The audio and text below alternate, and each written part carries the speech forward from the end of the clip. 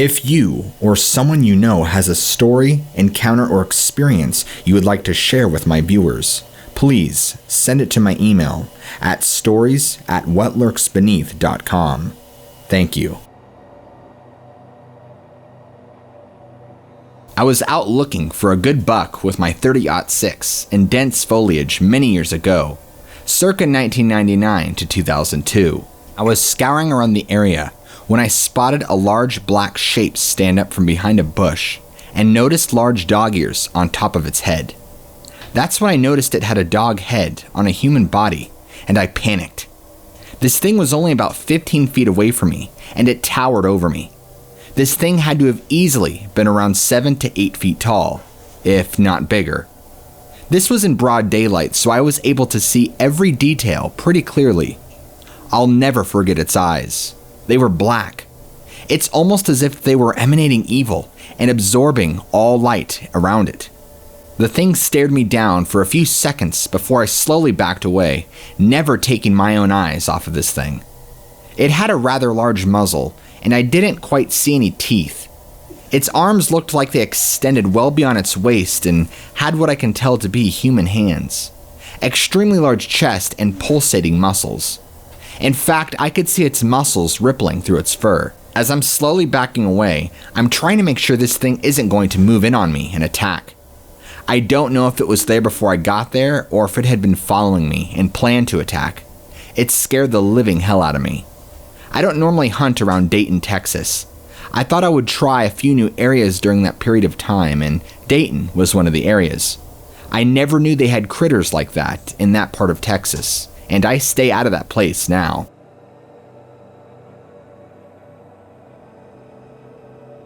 Summertime 2006. I went camping in Arkansas, west of Eureka. I believe this is right off of Beaver Lake, since that's the only known lake in that area, to my knowledge. During that time, I was doing a lot of traveling, on foot hiking around the mountains. I hiked the entire summer by foot, and would just camp out in the middle of the woods. I traveled a lot along Arkansas into the Ozarks and down south. This event happened sometime during that journey, and I've only ever had an experience like this then. I had been hiking all day long, and it was rather hot, since I believe this happened in July. I decided to set up camp, and maybe a mile away from the bank of the lake. After setting up my tent, I did my usual explore a little bit until nightfall had arrived. I had an electronic lantern that I used to go and get water for my canteen. I would bring this canteen back and boil the water. I approached the bank of the lake, and I heard rustling off to my right. As I turned to look and see this bizarre animal staring at me, I noticed its striking yellow eyes staring right at me. And in the darkness, my eyes adjusted. I could begin to make out the head and realized it was a large dog. I started to panic because I thought it was a wolf, but noticed the body wasn't right. It was on all fours, but its lower back was hunched down. It's hard for me to explain, but it kind of had a hyena-looking body, if that makes sense, where the front arms are much longer and the back legs are shorter. I believe I must have startled this thing when I stepped out of the woods to walk up to the bank of the lake to get water. I was frozen in place at this thing. I began to notice after just a few moments, it frantically kept looking behind it and then back at me. This went on for probably another 5 to 10 seconds, if I had to guess. At that moment, I was confused and not quite sure what was happening. But then it dawned on me that this creature wasn't alone. Briskly, I turned around and quickly paced back to my tent. I was very concerned because I have never seen an animal like that and had no idea what I was dealing with. I ended up skipping dinner that night and just crashing out early, keeping my machete near me all night long. The following morning, I packed up and moved on and never experienced anything strange like that again in my time since then. This includes anything like Bigfoot or anything else that might be unexplained. I didn't really see any details because it was dark outside, other than its eyes, which seemed to have a faint glow to them. The body, I was only able to see somewhat of a silhouette, and could tell it was a dark shape sitting there. Even though I had my lantern, its light couldn't extend far enough for me to see the details of this animal. I have no idea what kind of predator I was dealing with. For all I know, it could have been an undiscovered species of wolf or something. I should probably reiterate and say that this wolf, or so I will call it, was huge, easily double the size of a Great Dane. It was so unnatural. Pairing that with the glowing yellow eyes really just made me uneasy.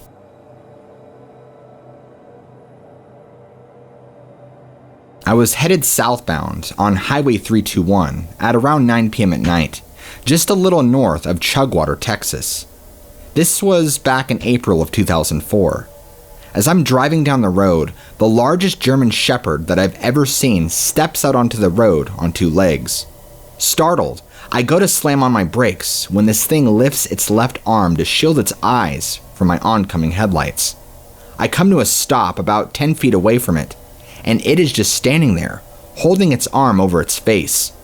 I'm freaking out, not knowing what the hell I'm looking at, when this thing suddenly, slowly lowers its arm, and I see this piercing amber glow. I had my windows rolled down then, and I could have sworn I heard this animal snarl at me. I was very intimidated because this thing stood at least 9 feet tall. It was very lanky and skinny, and had shaggy long hair hanging off of its arms. I couldn't get a good look at its legs. I went into fight or flight mode and threw my car in drive and swerved around this animal with the acceleration pressed all the way down.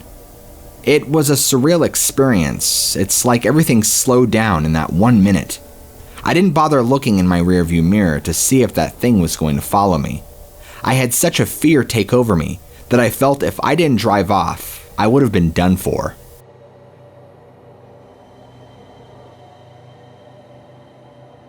A pretty traumatizing incident happened to me when I was around 12 years old. I had an encounter with what I would explain to be a werewolf. It wasn't until I was older that I started learning about cryptids like Bigfoot, and much later on, Dogman. I drew interest in learning about this because I felt like it would supply me with an answer to what I had experienced when I was a kid. After reading and listening to several different encounters by several different YouTubers, I came across you. This is why I'm writing to you, to tell you what happened, and so that your readers can know that these things do exist. They are out there. At the time, I was thoroughly convinced it was a real-life werewolf, but I was always in denial about it until I learned that there are these things called Dogman. When I was around 12 years old, I used to walk this long trail that was around 3 miles near my house. I was in my first year of middle school and very athletic. I loved track and loved to run. So at that age, I was really focused on building up my endurance and stamina, so I would try and walk this trail every day. I had been walking it for months prior to this incident happening. I felt like this particular afternoon was really no different than any other day. I couldn't tell you exactly where along the trail I was, because it didn't just happen in one spot. It happened all throughout much of the trail. It felt off to me just walking on the trail that day, and I wasn't quite sure why. I began to notice that things were abnormally quiet. It's very common to hear the wild around you since it goes to the forest. I would usually hear the birds and the rustling of random animals, but that day, all was dead silent. It was in May, so it should have been teeming with life, but it was dead. I don't think I was down the trail for more than 15 minutes before I started to smell wet dog and a pungent odor in combination with that smell. I did not know it at the time, but later in life, I would know to learn that other pungent odor as death. I know because my grandmother, whom I was very close to, passed away when I was 18, and I was in the room with her when she died. She gave off this very distinctive odor, and if you've ever been around anyone who's died, you'll know exactly what I'm talking about. That's what I smelt along with wet dog. I remember I started to feel very uncomfortable, but I decided it was probably just me wigging out and needed to push through. I don't even think it was that much later when I started to hear something paralleling me in the woods to my right. At one point, I stopped and whatever was following me stopped too. That's when my heart really began to race out of my chest, and I felt like I was in danger. I didn't know who or what was in the woods with me, but I felt like they were there to hurt me. Luckily, I knew I had endurance on my side, and Figured whatever it was, I could outrun it. Obviously, at the time, I thought it was a person because I hadn't seen what it was yet. I stood there for a moment, still as a statue, and thought to myself, I'm going to try and run to the end of the trail and beat this thing. I quietly took in the longest breath and began to crouch down in the sprinter's position. Soon as my knee bends down, I hear the lowest guttural growl come from only around 10 feet away in the forest. It was so loud I felt it vibrate through my bones. Whatever it was had to have been huge. That growl is so deep, I must have thought it was a demon. I took off sprinting. I don't know how, but this thing took off along with me, and stayed along with me the entire way I sprinted. I was thankful that I wasn't getting winded because I was really able to push myself out of pure adrenaline and the fact that I was in really good shape to be able to make it near the end of the trail.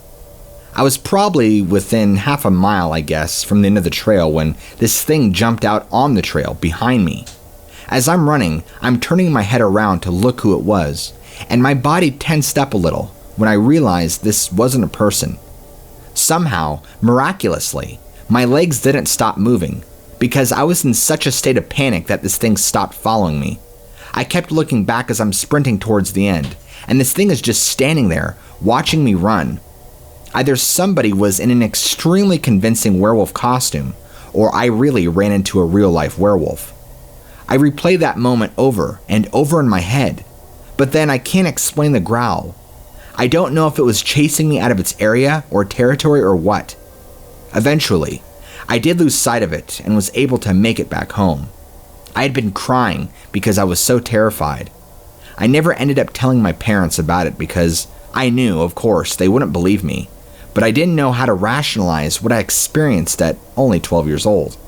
It haunted me for quite a while after that, and I never went back to the trail. Instead, I just focused on running around the neighborhood. I did open up to my friends about it in high school, and they believed me, but when asked if they ever experienced anything like that, or even knew anybody who did, they didn't. Earlier, I said that I learned of this creature later on in life, and it was after high school when I really started researching the paranormal and creatures.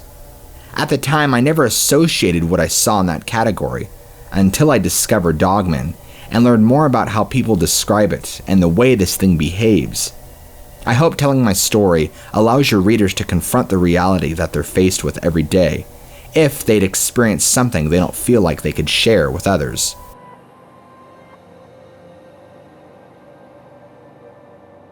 To go back when I was living by myself, before I met my current wife, I was stepping outside one night to take out the trash and recyclables. I have a very long driveway, probably about 200 feet if I had to guess.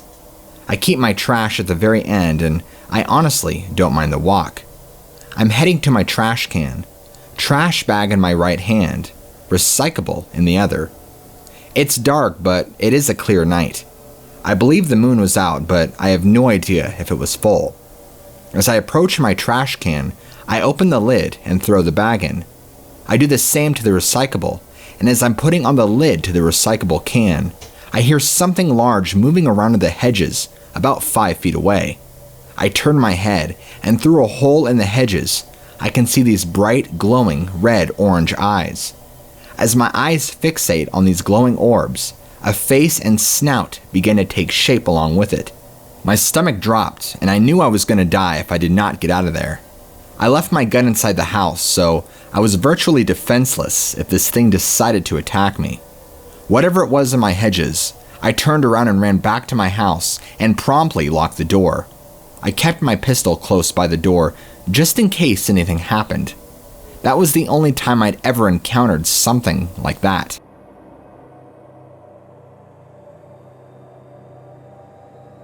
I would like to start off and say that I don't mess around. I'm an avid explorer, but I'm also an avid gun lover. I collect many different kinds of pistols, rifles, you name it. Among my collection, I have a small handful of weapons that I keep on me, especially when I go out exploring into the wilderness, just to keep safe. You never know when a bear might catch your tracks, and if she has cubs around, you're done. I don't mess around for that reason alone. I travel with a .357 Magnum on me. I'm a huge fan of the 44, but I feel like the 357 is much easier for me to aim and for accuracy's sake. Those of you who know what I'm talking about will probably agree. I feel like a 357 is more than sufficient to hold off an angry bear in case I come across one or any other potential predators I might run into. Now, let me tell you about my expeditions. I do really enjoy hiking and camping, but I also just love going out on long expeditions where I walk for 8 to 12 miles, if not more, in many different areas. I spent a lot of time up in the Pacific Northwest, traversing through Washington and Oregon, as well as the Midwest around Ohio, down into Kentucky. I love sightseeing, and I usually travel with a friend or two, for company's sake.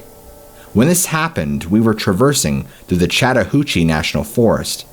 Since I keep my Magnum on me, I felt pretty confident I can handle most treacherous situations. We ended up coming across a small creek where the woods around us fell silent. My friend and I both knew what that meant. It stayed silent for quite some time, and we weren't sure whether it was safer to stay put or to go out on the move. Not even 5 minutes we were there when this happened, when we began to move on and we heard multiple sounds all around us. There was shuffling and rustling of the ground and leaves. We heard deep breaths and huffs. These noises were coming beyond our visibility. The brush was so thick we couldn't exactly see what was making these noises, but due to the surrounding sounds, we knew there was more than one of this animal. It was getting dusk out, but there was still light and visibility. These noises began to encroach and get closer. I pulled out my Magnum and shot it 3 times in the air. My hand still in the air, the woods go from quiet to a frenzy. I began hearing all sorts of crazy howls, growls, scratching, weird noises, and other stuff.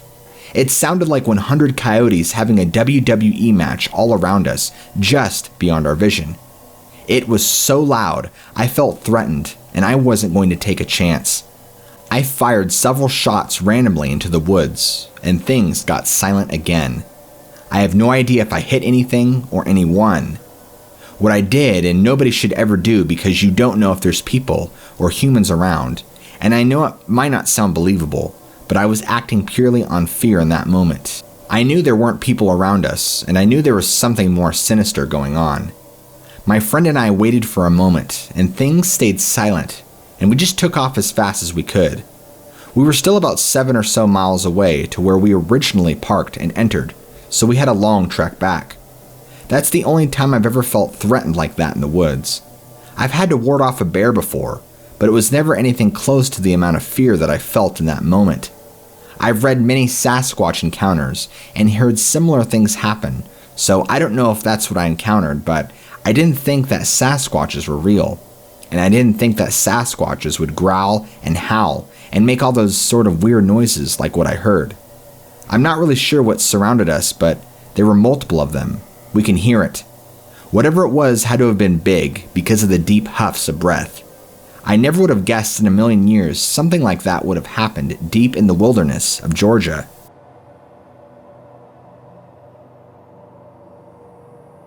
This was just last fall when I was driving around with my stepfather.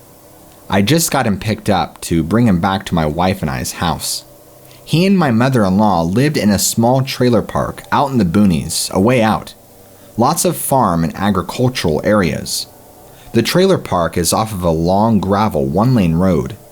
This was in at night, so it was dark outside. I'm pulling away from the trailer park area, stepfather in my passenger seat. This hyena-looking animal, walking on 2 feet, walks across the road about 100 feet up ahead.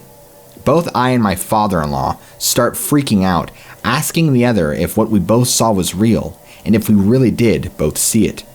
My stepdad kept trying to get me to turn around once we passed where it crossed, wanting to see where it went and what it was.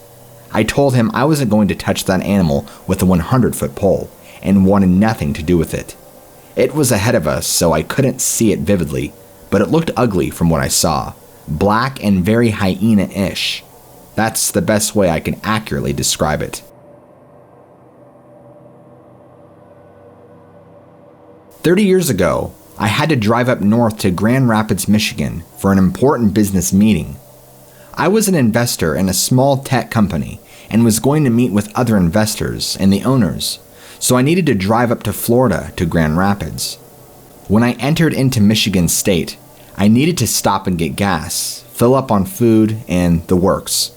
I pulled off a bit as this small burger joint that's kind of on the edge of town. I couldn't tell you what town it was, but it couldn't have been too far off the highway from entering into Michigan. I pull up to this tiny burger joint to get a bite to eat, and I go in. It's a tiny restaurant, and I notice I'm the only customer that's there. I go up to the counter, and the manager is there. He turns to me and tells me they're closing down early. He introduces himself and tells me he's sorry for the inconvenience. He expresses to me I need to be careful driving around here at night. I figured he meant because of gangs or something along those lines. As I'm walking out of the restaurant, he stops me and offers to kindly walk me out to my car. I thought this behavior was very strange, but he seemed very concerned for my safety. Let me just add that I don't think this restaurant is here to this day because I can't remember the name of it, but it was one of those restaurants that it's a one-of-a-kind thing. Geographically, beyond the parking lot had wilderness surrounding all of it, except the highway. We stepped outside. He stopped me and offered me a cigarette. He looked me sincerely in the eyes and asked me if I had a moment, and I told him yes. He pulled out a cigarette for himself and lit it and took a drag. He asked me if I was from around here, and I told him no, and that I was on a business trip up here from Florida. He chuckled and proceeded to tell me I need to listen because what he was going to tell me, I probably would not believe. This really piqued my interest, so I gave him my attention. I told him I was all ears. He then told me things that will haunt me and stay with me forever. It was enough to make me tell my fellow investors at the meeting the next day that I will no longer be returning to Michigan and then I will have to withdraw my investment in the company. I remember this guy's name was Roger. I don't remember his last name, but I guess that's not important. He explained to me that he has been working at this restaurant for around 11 years now. As long as he's been working there, they've been really struggling as a business due to an outside problem, he called it. Much of their business continuously gets driven away by these upright, walking canine creatures that keep attacking customers and their vehicles. They hide in the woods and wait and watch for cars to go in and out, and they'll jump out at people leaving or going in. They've chased after cars, but nobody has been killed or seriously injured to his knowledge. Shortly after he took the job 11 years ago, the original owner of the restaurant had retired from being the owner about 6 years prior to his employment. He went missing one night and was last seen in our restaurant, and nobody knows what happened to him.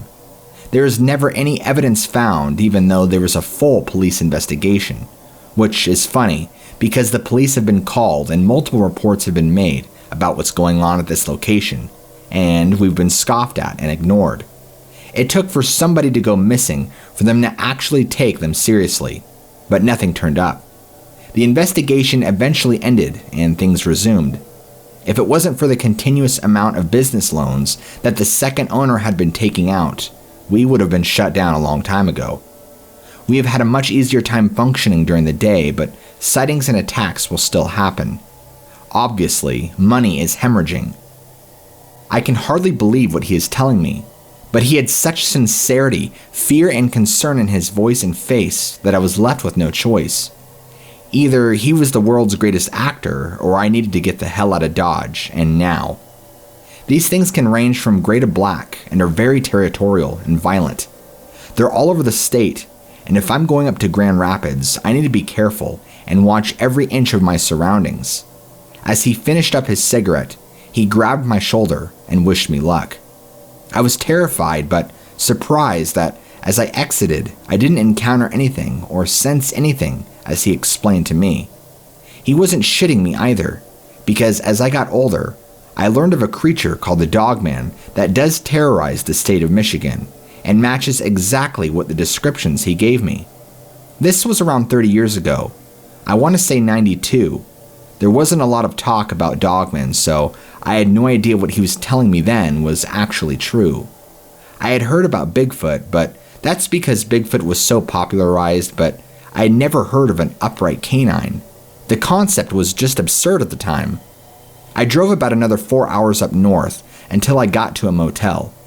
I got up early, went to my investor meeting, and let them know I'm out and got the hell out of the state of Michigan, and I stay out of that state. I will never return, even though I didn't see anything that Roger told me, but it shook me, and I sincerely believed what he went through is real.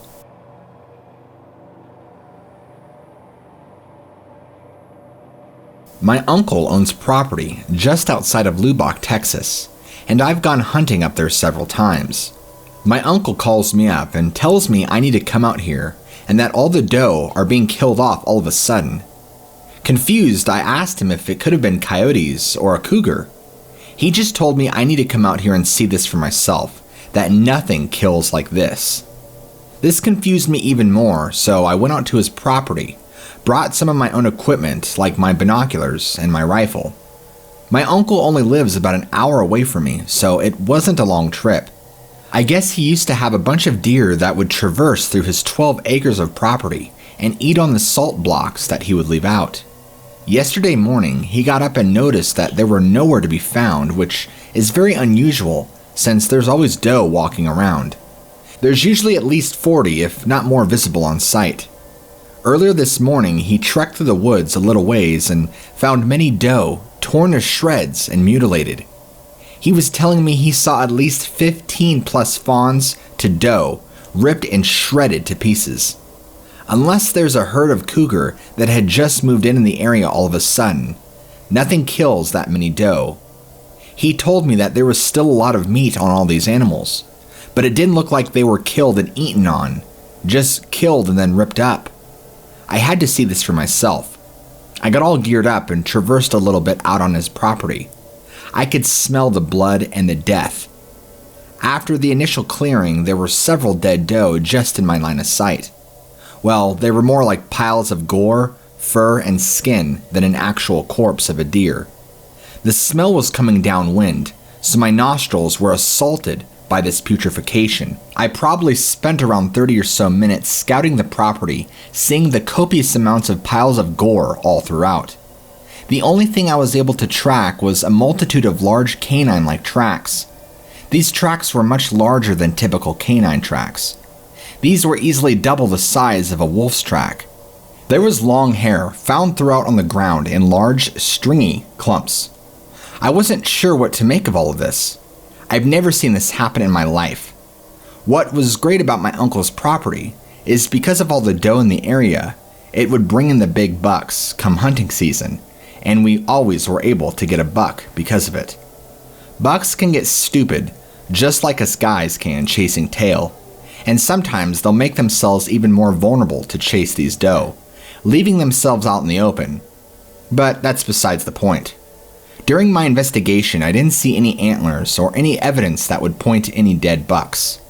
This was in June, so I don't think there are any bucks in the area at the time. I only saw fawns and doe.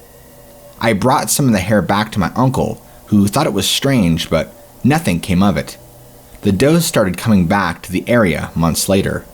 He and I think it was a herd of something that came through the area and tore these animals up. Maybe a group of wolves, but we're not sure.